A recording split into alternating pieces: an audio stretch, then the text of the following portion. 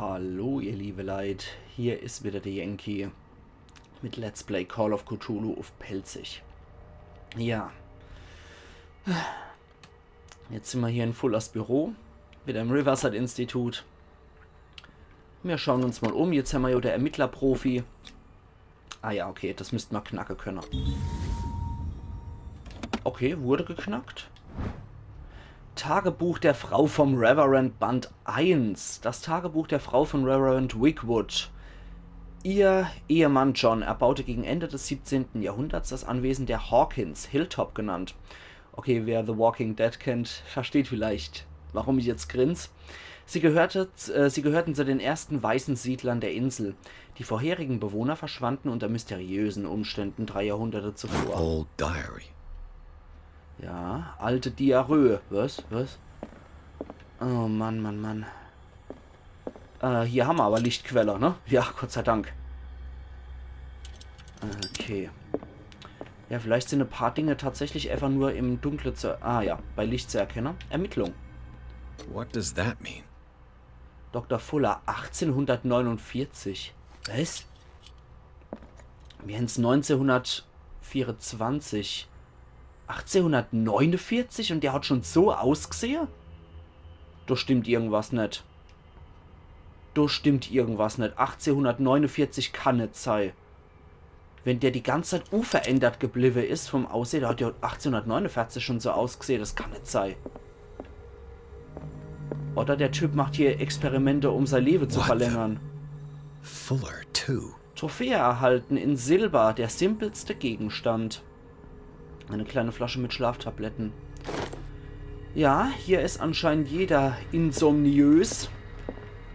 Vielleicht tragt der so eine Brille, um sein fetter Aare-Ring zu kaschieren, weil der Typ auch nicht pennen kann. Priscilla is here. Like in the vision. Colden came this way. Okay, ja gut, wie auch immer. Ja, stimmt, natürlich hat sie durch Coldens Aare gesehen. Okay, tja. Versteckte Gegenstände gibt es hier allerdings nicht mehr, ne? Wir machen das jetzt nochmal hier, einfach nur um zur Sicherheit.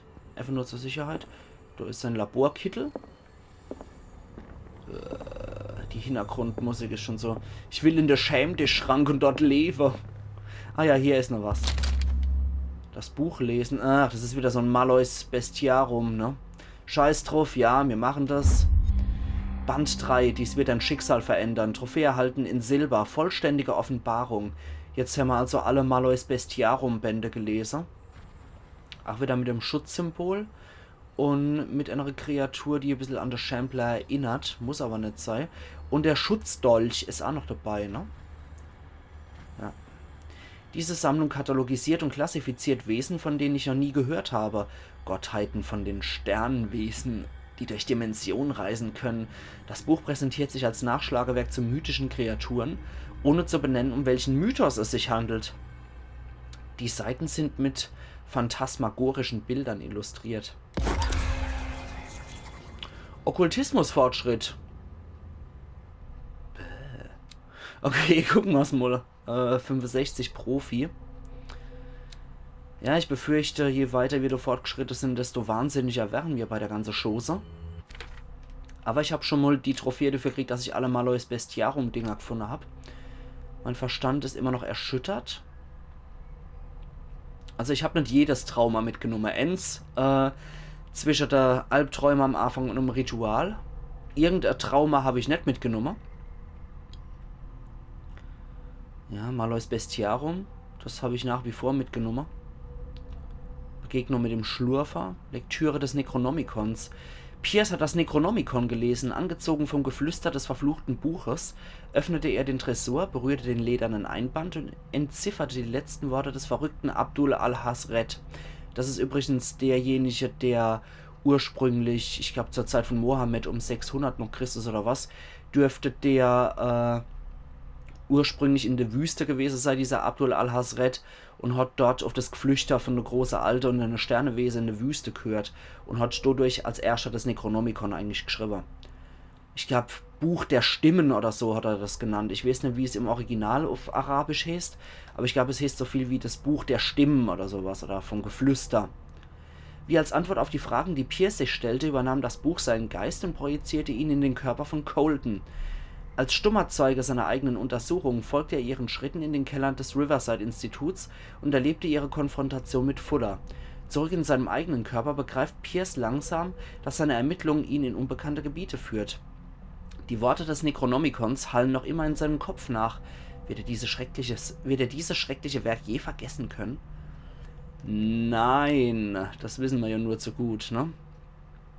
Okay, Darkwater. Da haben wir auch noch was. Algernon Drake, Alter 43, Tätigkeit Buchhändler. Algernon Drake ist der Besitzer des Ladens Die namenlose Buchhandlung und ein Freund von Sarah Hawkins. Es scheint, als hätten die beiden eine gemeinsame Faszination für das Okkulte gehabt. Er besitzt eine merkwürdige Sammlung von Pergamenten und Zauberbüchern und scheint eine Menge über die geheimen Vorgänge auf der Insel zu wissen. Sollte ich die okkulte Spur weiterverfolgen, wird er ein ausgezeichneter Führer sein.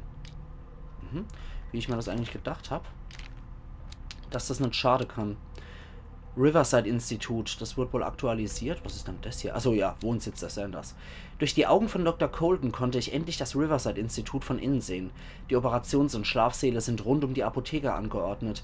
Hier hat alles eine Aura der Ehrbarkeit. Weiß das Pflegepersonal, was in den Kellern vor sich geht, so wie Dr. Colton? Auf jeden Fall fürchten die Mitarbeiter Fuller. Vielleicht ist es die Angst, die sie daran hindert, die Größe eines solchen medizinischen Zentrums auf einer so kleinen Insel in Frage zu stellen. Haben wir noch okkult was kriegt? Cthulhu. Fungluim Glanav, Cthulhu Releve Gal Nagal Fatang. Auszug aus dem Necronomicon von Abdul al-Hazred. Ja, das ist auch das, was ich ovens immer vom Schlafengehen rezitiere. Was? Symbol der Alten. Die Menschen entdeckten ein schützendes Symbol, durch dessen Macht man sich dem Blick der Wesen des Mythos entziehen konnte.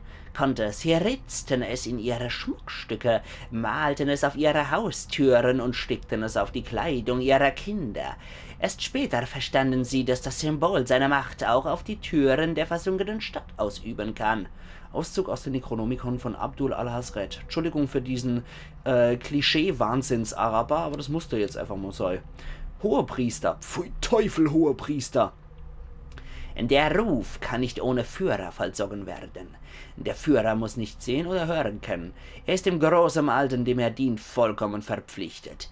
Er wird das Orakel finden. Er wird den Wahrheitssuchenden verfolgen. Er offenbart nicht und erklärt nicht. Er beobachtet. Und wenn die Sterne richtig stehen und der Tag des Erwachens kommt, dann wird er seinen Platz einnehmen und den Ruf führen. Auszug aus dem Necronomicon von Abdul al-Hazred. Denken Sie mal drüber nach. Das war okkult. Haben wir noch diverse weitere Hinweise. Aber das war noch in Kapitel 8. Jo, das ist halt das ganze Gedöns hier noch, was wir doch rausgefunden haben, ne? Ah ja, Fullers Notizen. Das ist das Einzige, was ein größerer Text wieder hat, was ich lesen kann. Wenn die Beweise aus dem Salon der Hawkins das Schicksal der Leichen der Eltern in Frage stellen, dann bestärken die Entdeckungen von Colton in Fullers Büro diese Überzeugung. Sarah Hawkins wurde von niemand anderem als Dr. Fuller vom Tatort entfernt. Noch viel wichtiger ist, dass der Leiter des Riverside-Instituts offensichtlich von der Künstlerin besessen ist. Die vom Arzt aufgezeichneten Walzen beweisen sein Interesse an der jungen Malerin. Zusammenfassungen von Psychoanalysen und Bluttests bestätigen diese Tatsache.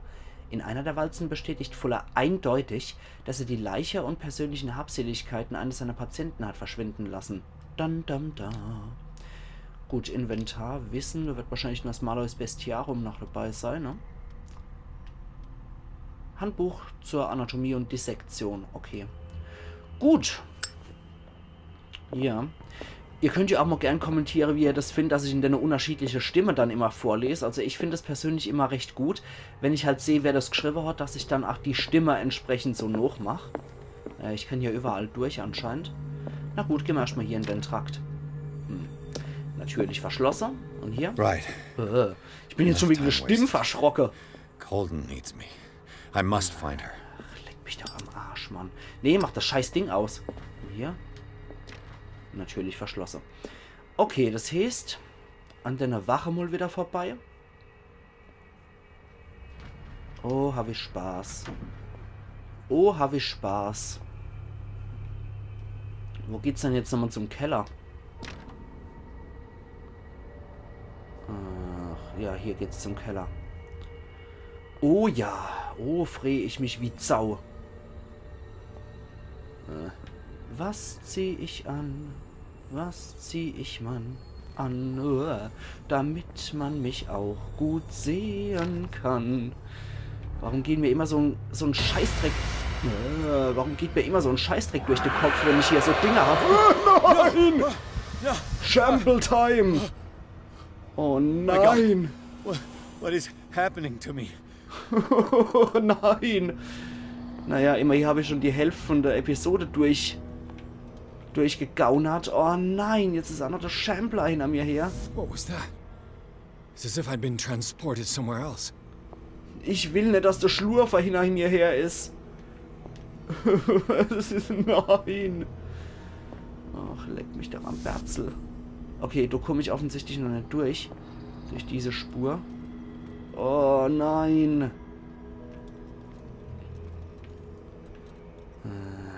Scheiße. Ich könnte wetten, hier wimmelt's von Jumpscares. Ohne Witz jetzt. Und es ist auch Duschstavier, Waageladung, Arschlöcher hier drin. Verdammt nochmal. Oh, nee. Das heißt, ich sehe auch nichts, trotz Sturmlampe. Und überall dieses Geflüster. Alter. Ich mach gleich noch ein Brecherle vor lauter. Nur schnell einen abgezerrt. Ach, Mann. Okay, also da kommen wir zumindest hier. Okay, ich kann mich wieder ins Lesen retten. Medizinkunde und geheime Wissenschaften. Dieses höchst interessante Buch, das für ein breites Publikum geschrieben wurde, zeigt, wie nicht anerkannte Wissenschaften die moderne Medizin beeinflusst haben. Magnetismus, überlieferte Geheimnisse chinesische Akupunktur, Hypnose, Kräuterkunde, Alchemie und viele andere haben zu Beginn des Jahrhunderts in gewisser Weise die Medizin bereichert. Das kennen wir aber schon, das hatten wir, glaube ich, schon mal gelesen. Oh, und meine Ölreserve gehen rapide runter. Das gefällt mir überhaupt nicht. Können wir auf Feuerzeug umstellen? Natürlich nicht.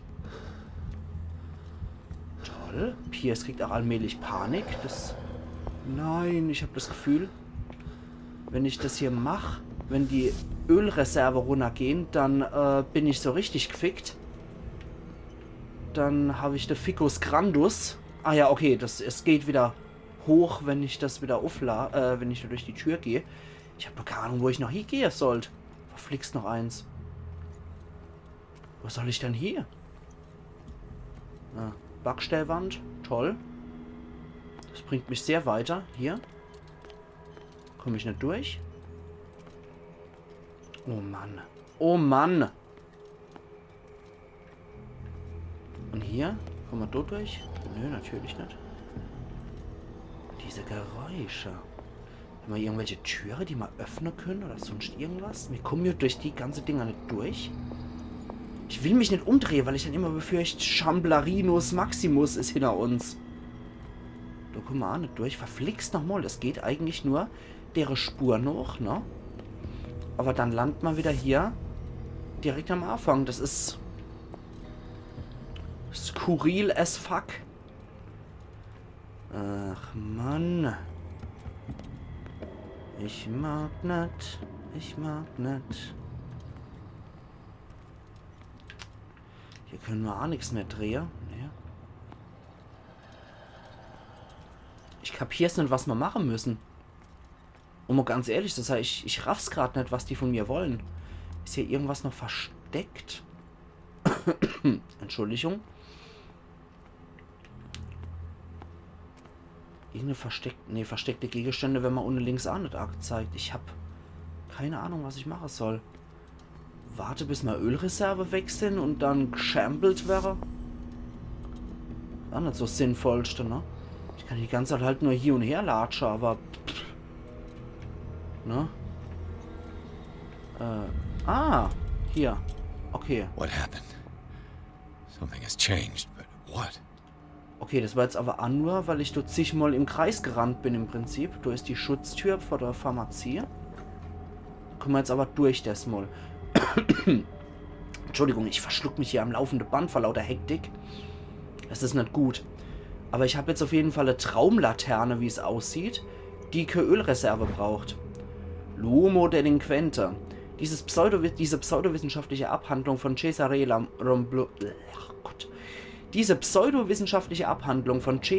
Lombroso setzt die Morphologie eines Menschen in Kontexte dessen krimineller Veranlagung. Die Ernsthaftigkeit der Studie und die Genauigkeit der Demonstration können einen uninformierten Leser täuschen.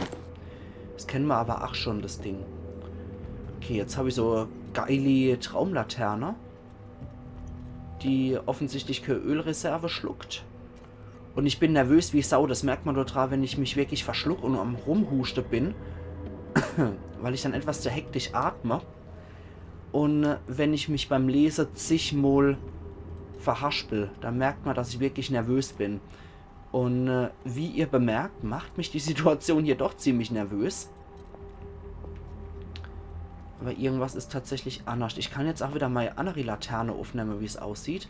Aber ich glaube, da die anders ist hier, dass sich irgendwas verändert hat, bleibe ich nach wie vor bei dieser Traumlaterne, die im rote Licht ist. Oder pink eigentlich schon eher das Licht. Ich habe nur auch ein bisschen Schiss, dass der Shambler wieder auftaucht. Jetzt mal ohne Scherz. Weil der verfolgt uns so. Schlurfer-Time. Okay. Ja, jeder, der mir das wieder auf Facebook dann bei den Kommentaren so auslegt, dass ich dann doch nicht relativ mutig bin. Es ist leider so, Horrorspiele zu gucken und sie selber zu spielen, ist wieder ganz andere Hausnummer. Das ist jetzt nichts zur Verteidigung, das ist einfach nur ein Fakt, meiner Meinung nach. So Horror-Let's Play zu gucken kann cool sein. Macht das auch sehr gern. Und ich spiele das ja auch sehr gern. Aber es ist ja eigentlich für Zuschauer umso witziger, je nervöser der Let's Player dabei ist. Und je eher der dazu neigt, hier sich zu verhaspeln und im Eifer des Gefechtes garstige Kommentare rauszuhauen. Also das Einzige, was sich hier tatsächlich verändert hat, ist meiner Meinung nach, dass wir jetzt in dem Bereich hier endlich rein können. Aber hier gibt es nichts Großartiges, außer das Buch, was ich schon mal woanders gelesen habe. Ich glaube in eine namenlose Buchhandlung. Ansonsten weder versteckte Gegenstände noch sonst irgendwas. Ich habe die Tür jetzt mal aufgemacht. Okay. Wechseln wir nochmal das Laternchen. Vielleicht ändert sich jetzt was. Die braucht wiederum Ölreserve. Ah ja, jetzt kommen wir durch. Jetzt geht's tatsächlich durch hier. Hier rein. Ja. Helligkeit erhöhen. Ah, okay. Kann ich hier drauf halten. Kann man das nochmal genau angucken. Never. Niemals. Oh Mann. Helligkeit erhöhen. Können wir das jetzt freischalten, hier das Gebiet? Yay. Okay, das können wir auch. Können wir das auch erhellen und freischalten? Nee. Schluckt einfach nur mal wieder Ölreserve wie Sau. Alter, schnauf nicht wie es saugt, Piers. Das macht mich nervös. Und durch den Herzschlag und alles. Nein, nein, nein, nein, nein, nein, nein, nein, nein, nein, nein, nein, nein. Ich hab kein Öl mehr. Nein. Fuck. Scheiße. Oh, fuck. Okay, wir kriegen unseren Jumpscare, wenn unser Öl aus ist. Ah, scheiße. Und dann werden wir geschambelt, wie es aussieht. Fuck a doodle do. Okay. Also merke, oh Gott, hat mich das erschreckt jetzt. Vor allem, weil ich hier jederzeit damit gerechnet habe. Es ist duster wie Sau. Wir haben kein Öl mehr, der Shambler ist hinter uns her. Und dann werden wir halt mal geschambelt. Alter Falter. Ich habe ja eigentlich wirklich schon damit gerechnet, dass das kommt. Aber wenn die Jumpscares halt dann doch kommen, ist es dann wieder ganz anderes Kaliber. Jetzt haben wir halt auch die Möglichkeit, hier Sache wirklich zu erleuchten hier. Aber das schluckt halt Ölreserve wie Sau. Und je dunkler, vor allem je dunkler, desto eher ist auch die Wahrscheinlichkeit, dass der Shambler kommt. Apropos, scheiße, ich muss hier wieder raus. Ich möchte es nicht noch einmal. Schnell, schnell, schnell, schnell, schnell hier aus dem Patientenbereich raus. Das mache ich nicht mehr mit, die Scheiße. Oh, Mann. Ja, mir geht jetzt auch ganz schön die Pumpe, muss ich sagen. Steht auch Sarie, liebe Leute. Ich mache jetzt hier auch meinen Cut. Ich brauche jetzt nämlich dringend mal eine Zigarettchen, um wieder runterzukommen. Und wir sehen uns dann übermorgen bei Let's Play Call of Cthulhu auf Pelzig wieder, wo wir hier im Herzinfarktbereich von dem Riverside Institut wieder weitergehen werden. Also machen's gut und bis morgen dann wieder. Übermorgen dann wieder natürlich. Ayan Yankee.